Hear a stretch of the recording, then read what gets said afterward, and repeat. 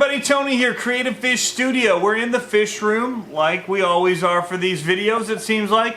And I've got a new little product with me here. Not new to me, I've already got another one in my 5-gallon tank, and I've got a larger version of this up in a 10-gallon.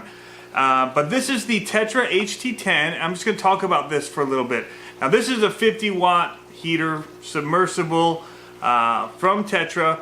It's really inexpensive. It's like 10 bucks. And so this is going in just a little 5-gallon guppy breeder tank that I've got going on. But it's all I really need, because dealing with guppies, I don't really have to worry too much about the temperature. This thing's just going to set it at around 78. Now it's plus or minus probably a degree or two.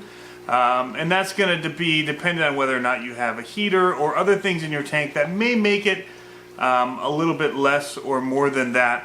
But in general, these things for me lock in right around 77, 78 degrees, and that's perfect and fantastic, especially for guppies who can take quite a wide range of temperature. So this is for 2 to 10 gallon aquariums. It's got a 2-year warranty. It says on here no adjustments required.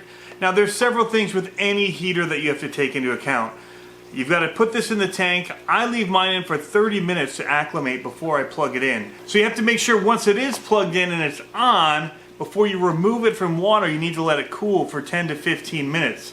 Now Tetra, so they say actually it's plus or minus 2 degrees Fahrenheit. And there's an indicator light, a little red light that lets you know that it's on. That's how the rest of mine work.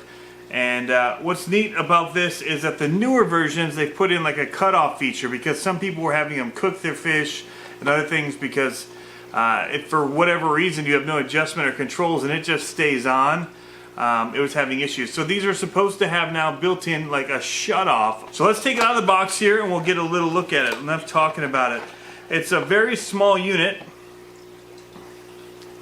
You can see right here, they've got a little rubber cap on the end, and then the suction.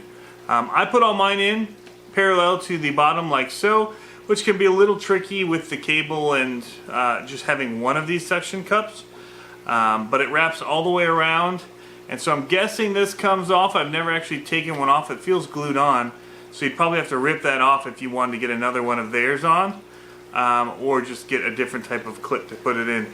So the reason I'm getting this little heater is because I have a bunch of tanks in here that didn't exist or were not in here before April or May. That's when I started getting into the hobby again after about a 10-year hiatus. And yeah, so not all of the tanks had heaters in them. I think this is the last one other than my beta tanks, or bowls, or whatever you want to call them. But I'd actually use this. I trusted enough. I had it in my BioCube for a little while I waited to get one of these Cobalt Neotherm 75-watt unbreakable heaters that are just fantastic. So this is now in the BioCube. It's a much more expensive version of this. So anyway, this is like the nicer, higher end, and it slips right into the back. It's a nice form factor to fit into the back end of a BioCube.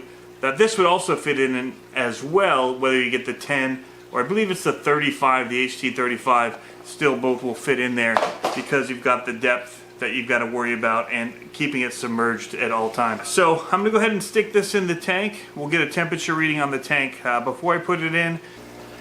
Alright, so real quickly, these are the 2 5-gallon guppy tanks. This one, as you can see, already has one of the heaters in it. This one does not. And I'm basically doing a mirror image of these. Same filters, and now we're going to have the same heaters in both. And I'll give you a quick look here at the temperatures. So this one is 77.4, and this one over here is 74 degrees Fahrenheit, 0.7 it says. So there's a little bit of a difference. It's not actually too bad tonight. This one had been down to 70, 72, which again is still okay for guppies. I just don't like having the swings so much in the temperature. So all I'm going to do here is we're going to drop this in, and then we'll see how long it's going to take us to get it up to that 78 degrees after we let it acclimate in the tank, like I said, for 30 minutes.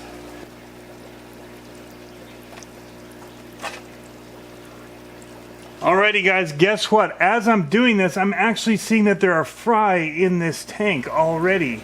So let me get them out of here. Alright, let's go fishing in here for some fry. Here's two.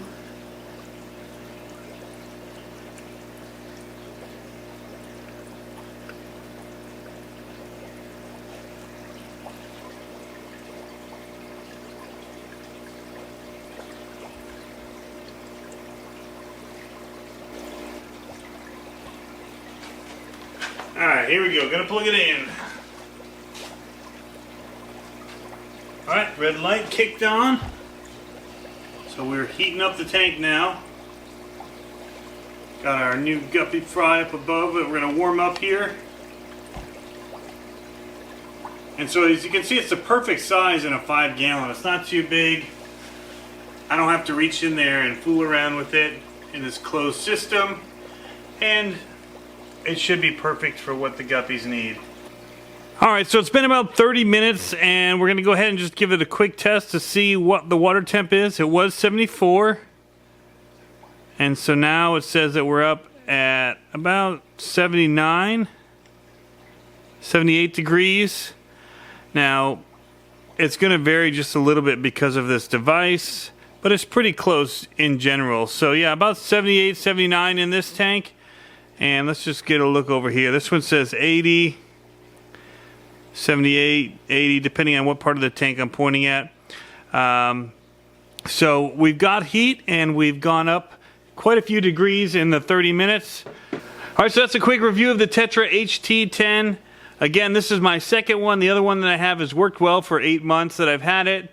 It's kept my tanks, heated as they need to be. The larger one that I have in this tank here, this 10-gallon, is also working great. I've had no issues. My tanks have kept the temperature that they need to be at. And again, for the guppies, they don't have to be too exact. And so these are the perfect source for me. And these would work for a lot of tropical fish where you don't have to dial in a very specific temperature.